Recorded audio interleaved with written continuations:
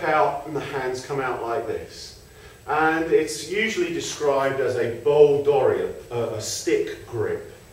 The problem is people don't attack you with sticks by shoving it directly forwards. The stick's going to be coming down or coming in or shoving forwards. It's not going to be presented to you like that for you to catch.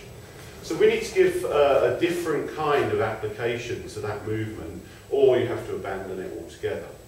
You could say, well, I'm supposed to be holding a stick of my own and that's the block.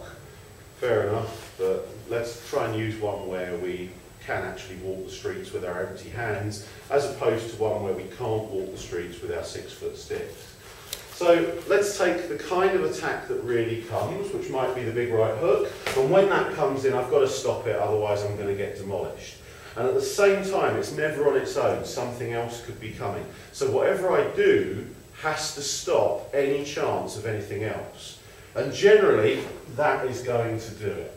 But I've got to have it in me to know that that's what I'm going to do straight away. So I'm going, I don't want to fight, leave me alone. And we're in. Now this then gives us our bow dori. To start with, the grip might go up this way, but then it rotates over. If I happen to have gone and the hands up this way, I seize, and then the hands twist over. You use your own imagination as to what happens down there when you twist your hand over.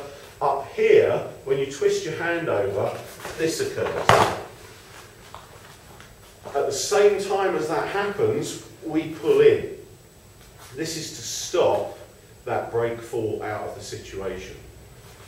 So the attack comes, we come in here, attack, this lands, and then as we pull in, I'm going to use his belt, we pull in to hit. And we try to get the man to fall in our space, not half a mile away by being flipped over and sent this way. So the bow dori is useful like this. Now, one of the details that we really want you to see for this is that as this hand lands, however it's struck, when it goes on, the rotation is more or less on the spot. We're trying to drive things up the right way, up the wrong way.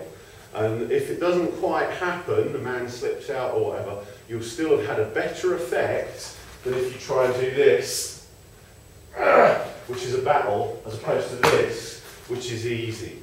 So we touch and twist, and we get that effect. Now, if you manage to tie it all together, it's quite a wonderful thing. For most of us, the situation is going to fall apart and evolve halfway through. But hopefully, when it does fall apart and evolve, the situation leaves us in a much stronger situation, a much stronger position. So, one more time so that you can see. The hook comes in, we've gone into here, this hand then shoves in. This hand's coming down here, in this way around with the feet in the kata. I'm going to use his belt. This hand turns over. This hand on the top turns over as you stand up and pull your knee in. And then we're into the next situation. So hopefully that gives you something for stepping in like this and continuing with studying the Jitte.